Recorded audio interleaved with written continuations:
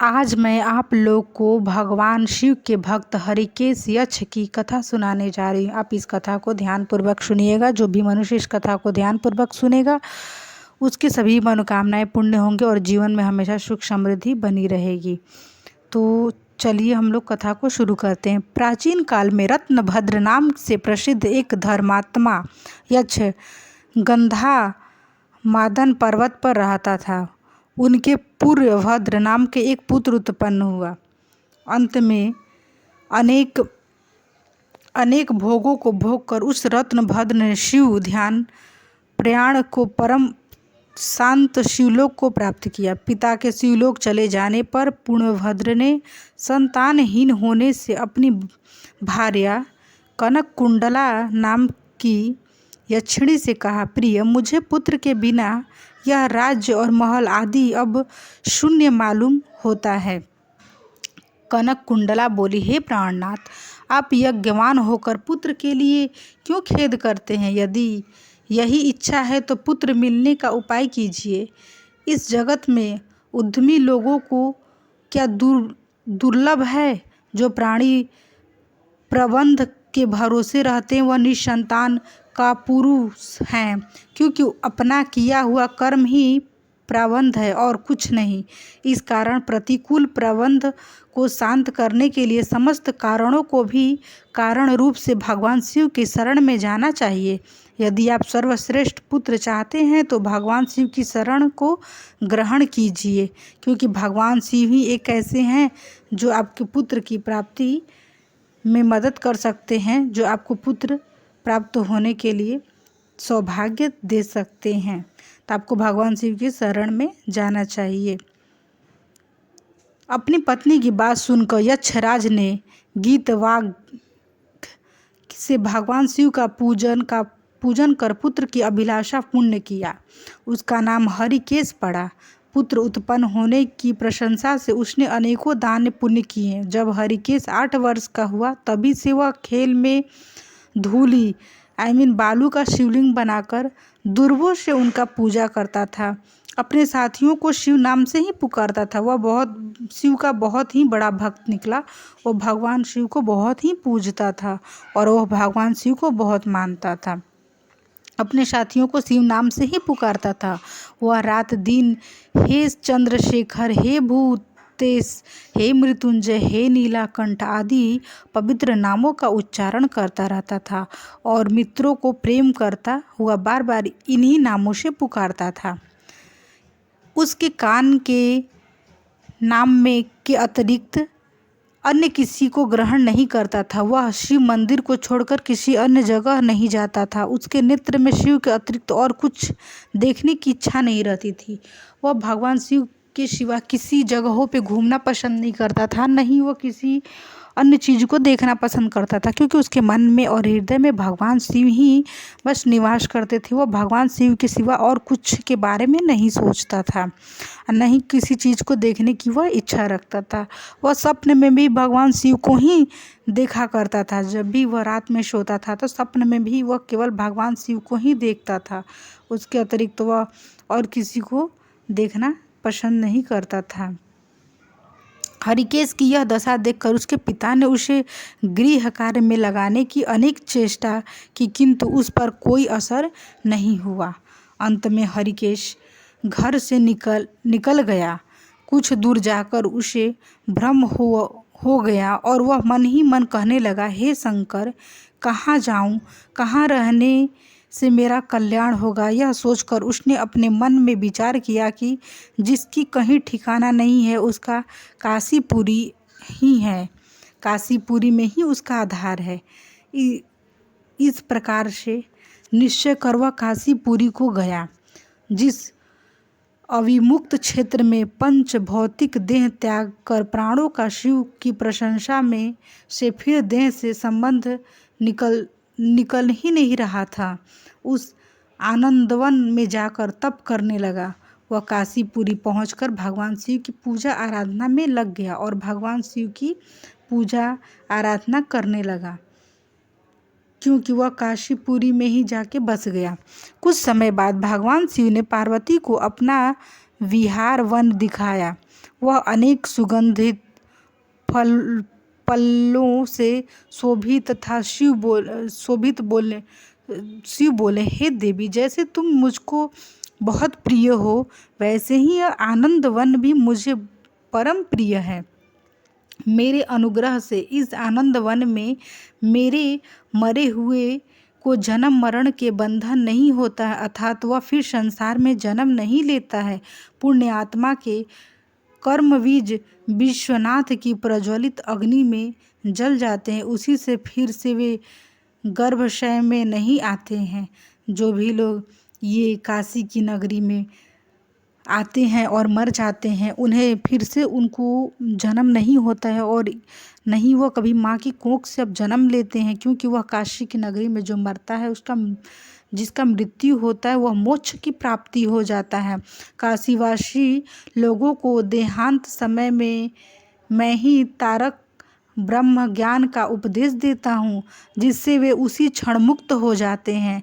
कलयुग में विश्वनाथ देव का दर्शन पूजन, काशीपुरी, भागीरथी गंगा आदि का सेवन तथा सत्पात्र को दान विशेष फलदायक होता है। हे देवी, काशीवासी सदा मुझ में ही बसते हैं, इससे मैं उनके अंत में संसार सागर को पार कर देता हूँ और यह मेरी प्रतिज्ञा है।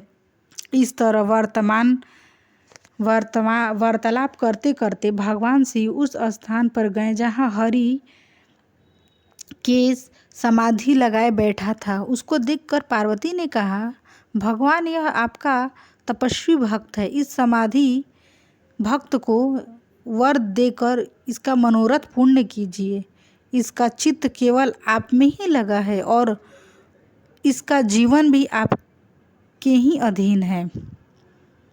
पार्वती की बात सुनकर भगवान शिव उनके पास गए और उन्होंने समाधि में स्थित उस हरिकेश को हाथ में से स्पर्श किया। दया सिंधु का स्पर्श पाकर उस यक्ष ने आँख खोलकर अपने सम्मुख प्रत्यक्ष अपने अभीष्ट को देखा।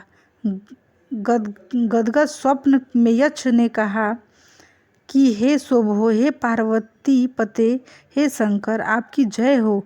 आपके कर कमलों का स्पर्श पाकर मेरा यह शरीर अमृत हो गया।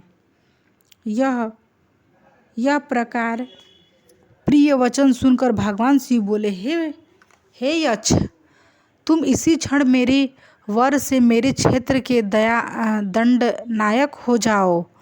आज से तुम दुष्टों के दंड नायक और पुण्यवानों के सहायक बनो और दंड प्राणी नाम से विख्यात होकर सब उद्धट गणों का नियंत्रण करो।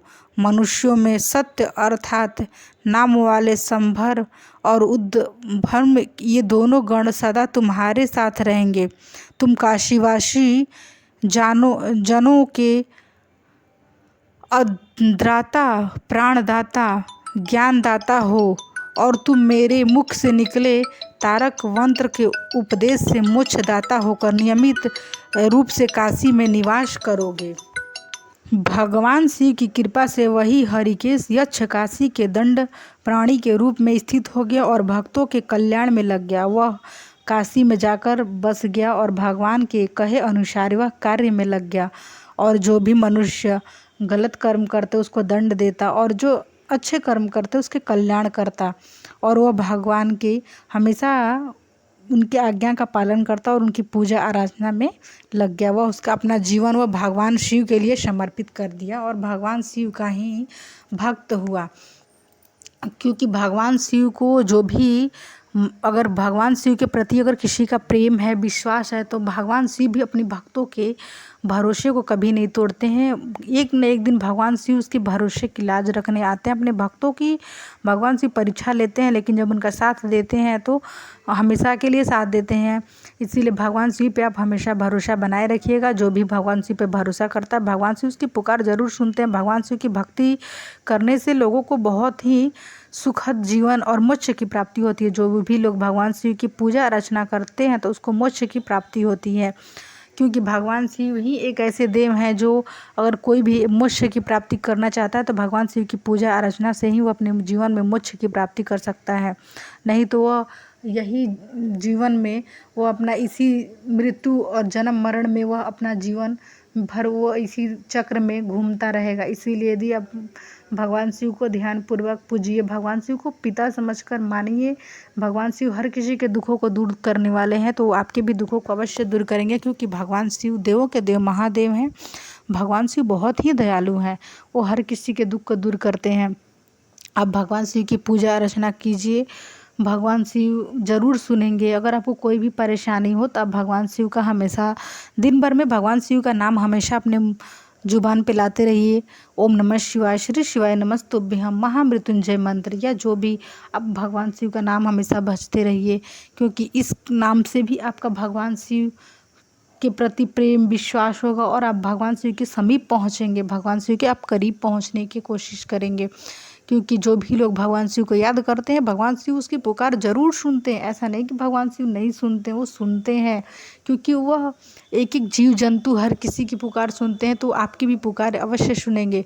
वो कृपालु हैं, कृपा निधान है, वह करुणा के सागर हैं, वह हर किसी पे करुणा बरसाते हैं, तो आपके ऊपर भी करुणा बरसाएंगे। बस आपको रखना है तो धैर्य, आपको धैर्य रखना है, घबराना नहीं है। संकट कैसे भी हो एक न एक दिन टल ही जाती है, तो आपको इससे घबराना नहीं है। भगवान शिव सभी के दुखों को दूर किए हैं, तो आपके भी दुखों को दूर करेंगे, क्योंकि वो भगवान शिव के जो भक्त होते हैं ना, वो उनकी भगवान शिव की भक्ति ही कुछ और होती है। क्योंकि भगवान शिव के भक्त कभी साधारण नहीं हो सकते। जो भगवान शिव को मानता है वो कभी साधारण इंसान नहीं होता है, क्योंकि भगवान शिव को मानने वाले बहुत ही सच्चे मन से जो भगवान शिव को पूजता है ना, जैसे भगवान शिव है ना, उससे उनके भक्त भी उसी प्रकार के होते हैं। इसीलिए हमेशा भगवान शिव में अपना ध्यान लगाए रखिए, माता पार्वती में अपना ध्यान लगाए रखिए। भगवान शिव हर किसी के दुख को दूर करते हैं, आपके भी दुखों को दूर करेंगे। यदि आप लोग को यह मेरी वीडियो पसंद आई होगी तो आप मेरे वीडियो को लाइक शेयर एंड सब्सक्राइब जरूर करिएगा, और इसी तरह का वीडियो देखने के लिए मेरे यूट्यूब चैनल पर बने रहिएगा। यदि आप अभी तक नए हैं, आपने मेरे वीडियो चैनल को सब्सक्राइब नहीं किया है, तो आप मेरे चैनल को सब्सक्राइब कर दें, और कमेंट बॉक्स में हर हर महादेव या श्री शिवाय नमस्तुभ्यं जरूर बोलिएगा। क्योंकि जो भी मनुष्य भगवान शिव का नाम जाप करता है उसके सभी दुख दूर होते हैं, और उसकी सुख समृद्धि धन वैभव उसके घर में आती है। इसीलिए उसके सभी दुख समाप्त होने लगते हैं धीरे धीरे करके। तो आप भगवान शिव का नाम जाप जरूर करिएगा। तो यदि इसी तरह का आपको वीडियो देखना है, इसी तरह का वीडियो देखना पसंद करते हैं, तो आप मेरे यूट्यूब चैनल पर बने रहिएगा और ढेर सारा इसे प्यार दीजिएगा। चलिए वीडियो को हम एंड करते हैं, और हम मिलेंगे आपको नेक्स्ट वीडियो में। तब तक के लिए हर हर महादेव भक्तों, धन्यवाद।